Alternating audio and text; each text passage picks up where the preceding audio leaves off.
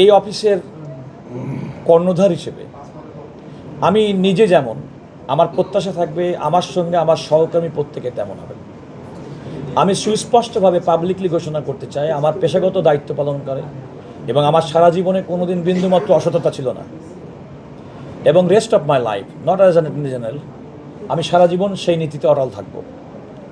আমি যেহেতু সেই নীতিতে অটল থাকব, সুতরাং কোনো অন্যায়কারী কিংবা অভিযুক্ত ব্যক্তিকে কোনো সুবিধা দেওয়ার কোনো সুযোগ নেই এবং আমি মনে করি যে সমস্ত অভিযোগ সেগুলো তদন্ত সাপেক্ষে এমন যদি কোনো ব্যক্তি সম্পর্কে পাওয়া যায় যারা ইতিমধ্যেই অফিসে কর্মরত আছেন, তাদের ব্যাপারে নিশ্চয়ই আমাদের যিনি বর্তমান আইনমন্ত্রী নিয়োগকারী কর্তৃপক্ষ জনাব মোহাম্মদ আসাদুজ্জামান, তারও অভিজ্ঞতা রয়েছে, তিনিও অ্যাটর্নি হিসেবে দায়িত্ব পালন করেছেন।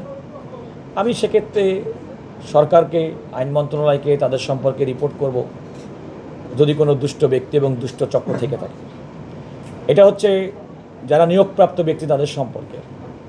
ভবিষ্যতে যদি নিয়োগের ক্ষেত্রে যদি কখনো আমার মতামত চাওয়া হয়, সেই নিয়োগের ক্ষেত্রে কোন কোন ক্রাইটেরিয়াগুলো হলে সেক্ষেত্রে তাদের যেমন শিক্ষাগত যোগ্যতা দরকার, পেশাদারিত্ব দরকার, সততার মানদণ্ডে তারা উত্তীর্ণ হবেন কিনা, সেটাও আমার অন্যতম বিচার্য বিষয় হবে। আরেকটা কথা বলে রাখি, আমি সুপ্রিম কোর্ট আইনজীবী সমিতির নির্বাচিত প্রতিনিধি ছিলাম, সম্পাদক নির্বাচিত হয়েছে, সারা দেশের আইনজীবীদের দ্বারা বার কাউন্সিল নির্বাচিত হয়েছে। আমি এই অঙ্গনের সমস্ত আইনজীবীকে মোটামুটি ব্যক্তিগতভাবে সবাইকে চিনি। তো কে কেমন করতে পারে, কার দ্বারা কতটুকু করা সম্ভব, কার কাছে কি প্রত্যাশা করা যায়, এটা মোটামুটি আমার একটা ফার্স্ট হ্যান্ড আমার একটা নলেজ আছে। আমার ব্যক্তিগত এই নলেজটাও আমার বিশ্বাস করি যে আমার পথ চলার ক্ষেত্রে সহযোগিতা করবে। একটা গুরু দায়িত্বে আছে। আমি শুধু বিচার বিভাগ না, বিচার বিভাগ তো রাষ্ট্রের একটা অঙ্গ। আমি বলতে পারেন এই রাষ্ট্র নিয়ে আমার কি স্বপ্ন, এবং এই রাষ্ট্র তিনটি বিভাগ আগেই বললাম অঙ্গাঙ্গিভাবে জড়িত। তার কোনো একটা সফলতা শুধুমাত্র সমুজ্জ্বল করবে না, সবার সফলতা, সম্মিলিত সফলতার মাধ্যমেই এই রাষ্ট্র সফল হবে।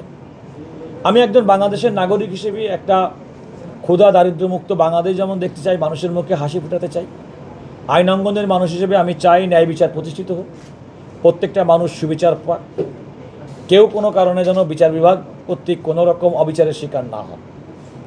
যেহেতু আমি একটা দায়িত্বপূর্ণ জায়গায় আছি, এই দায়িত্ব জায়গা থেকে বলতে পারি যে অ্যাটর্নি জেনারেল অফিস এটা রাষ্ট্রের পক্ষে তাদের প্রতিনিধি, কিন্তু এই অ্যাটর্নি জেনারেল অফিস কোনো সময় কোনো ব্যক্তির সুবিচার প্রাপ্তির ক্ষেত্রে বাধা হয়ে দাঁড়াবে না।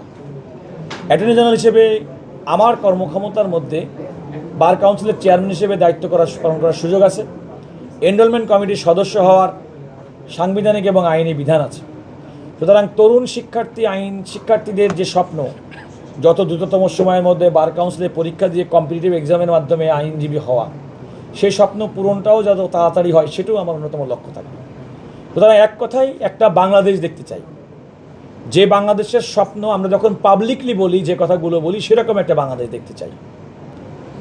আর নিজেরা বিহাইন্ড দ্য সিন যে বাংলাদেশকে ক্ষতি করি, অনিষ্ট করি, ওরকম না।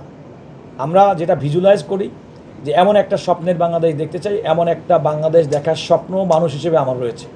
দেখুন, এটা প্রথম কথা হচ্ছে যে আমাদের আইনজীবীরা তো সমাজের পেশাগতভাবে যদি বলি আমাদের নিজেদের তো ফেলো ফিলিংস আছে, কিন্তু ফৌজদারি অপরাধেও যদি অভিযুক্ত কোনো ব্যক্তি হন, শুধুমাত্র আইনজীবী এই কারণে তিনি একটা বিশেষ অনুকম্পা প্রত্যাশা করতে তো পারেন না, কারণ রাষ্ট্র এবং আইন অনুযায়ী সাংবিধানিকভাবে প্রত্যেকটা মানুষ আইনের চোখে সমান।